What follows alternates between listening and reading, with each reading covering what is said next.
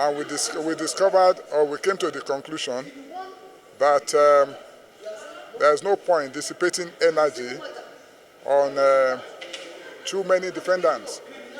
The charge is strictly squared against the defendant, Omoyele Sowore.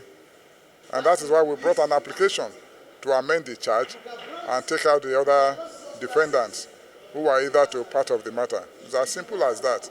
And don't forget that the law even allows amendment at the point of delivering judgment.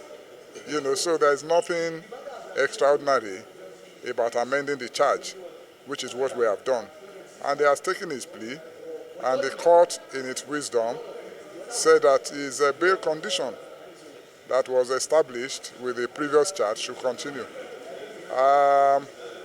They came up with their dilatory tactics, which everybody knows has been the hallmark of the defense in this matter since we came into the matter.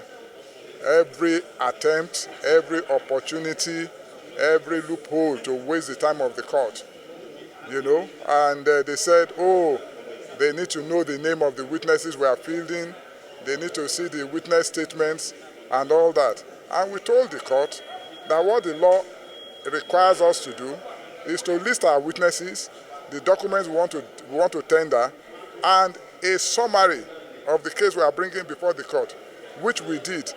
But the court, in order to ensure that there is no complaint of anybody saying that his right to fair hearing has been breached, said that we should oblige them with a summary of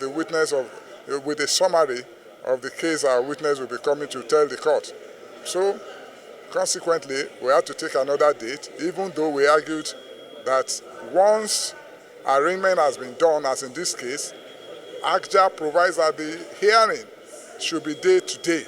But the judge, in its discretion, said we should come back on Thursday. And that is why we have an adjournment for Thursday. So hopefully, on Thursday, we start fielding our witnesses, and we take it from there. So yes. It's right to say you're ready for trial. I was ready today. I was ready. My witness was in court. The documents were in court and everything. But as I said, there are some lawyers whose business is to waste the time of the court as much as possible. So the defense is insisting that you don't have the knowledge of the prison's plea. And that is a frivolous case in general. How do you react to that? Well, that is for the court to determine. All right. They are at liberty to say whatever they want to say. But don't forget that some of us at this level, by the grace of God, don't join issues with such flippant statements by counsel on the other side. All right. We are not looking for any media visibility. No.